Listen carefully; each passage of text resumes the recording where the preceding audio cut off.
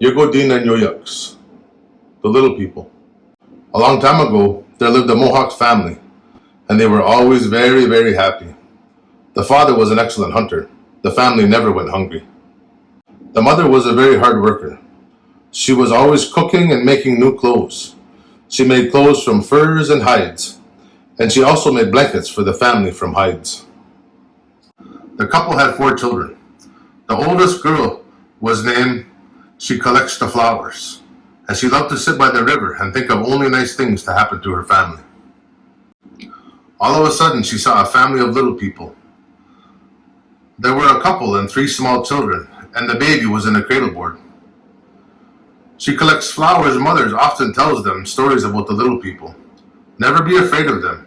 Talk to them. She remembered what her mother had said, so she wasn't afraid of the little people. She approached them and said, "Come and sit down over here. Are you hungry? I have some cornbread and apples to offer you." She also offered them water to drink. She also asked, "Where do you live?" The couple replied, "We live on top of Blue Mountain." They invited her to visit.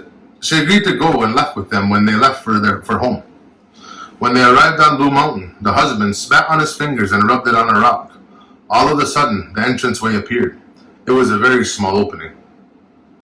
The whole family entered their home, and she said, "I cannot enter your home. The entrance is too small." Slowly, she started to shrink until she was the same size as them. Now she was able to enter his home. Inside their home, everything was very small, and in the center of their home was a fire with a kettle of soup cooking over it. There invited She Who Collects Flowers to stay and eat with them. The woman started serving the soup, and she took a lot of soup out, and the kettle remained full. The kettle was magic. It was time for She Who Collects Flowers to leave for home, and she crawled out of the small opening where she had entered before. The little man followed her out, and once again he spit on his fingers and touched her head. She went back to visit them many times during the summer.